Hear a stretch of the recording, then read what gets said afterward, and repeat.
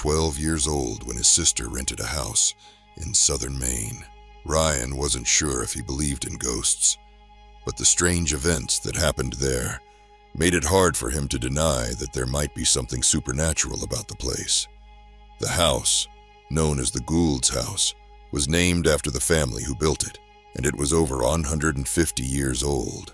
Among the unsettling occurrences that happened there, Ryan recalls his scariest experience. One evening, after being dropped off by his mother while she went to run errands, Ryan found himself alone in the house. It was snowing heavily, and his sister wasn't home. He entered the house and was taking off his coat when he looked up to see a man standing at the top of the stairs, staring down at him. The house was mostly dark, with only a nightlight in the bathroom outlining the man's silhouette. Ryan, feeling afraid, called out to his sister's fiancé, but there was no response. The two stood there, looking at each other, with Ryan unable to make out the man's face, but sensing his presence. His breath was audible, and his shoulders slightly moved. Ryan's fear grew, and without hesitation, he grabbed the doorknob behind him and bolted out of the house, spending the next 15-20 minutes standing in the driveway, unsure of what he had just seen. When his sister returned, Ryan shared the experience, and they called the police. The officers searched the house, but there was no sign of the man and no footprints in the snow. From that day on, Ryan refused to go back into the house and insisted on waiting in his mother's car. Before the man at the top of the stairs, Ryan had another strange experience while babysitting his niece. While doing dishes in the kitchen, he saw a little girl's reflection in the kitchen window, walking behind him. Thinking it was his niece, he went to check the guest room where the girl seemed to have gone, but when he turned on the light, the room was empty. His niece then appeared from the living room, asking what Ryan wanted. This unsettling experience made him stay close to his niece for the rest of the night. Other strange events followed. Ryan's sister fell down the stairs while holding his niece, claiming it felt as though someone pushed her. Ryan himself nearly fell down the same stairs, feeling as if something was pulling him toward the edge.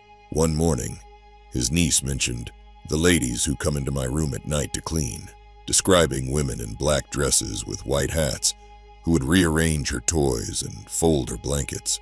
Ryan also had strange dreams during his time at the house, and the first time he visited, he felt an overwhelming sense of fear as he played outside, thinking he was being watched.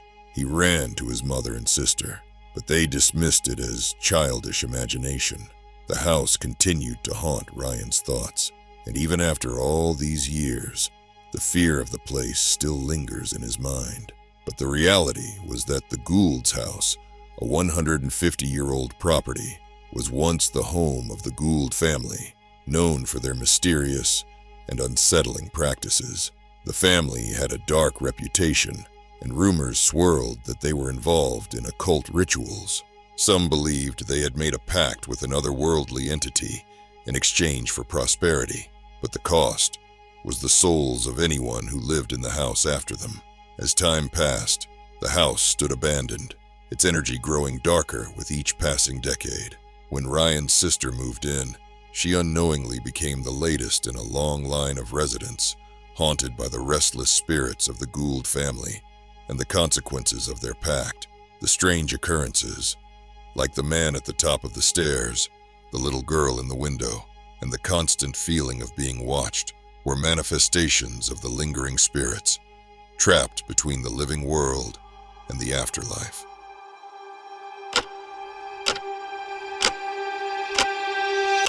Hit subscribe and don't dare miss what's coming next, or the next scream you hear might be your own.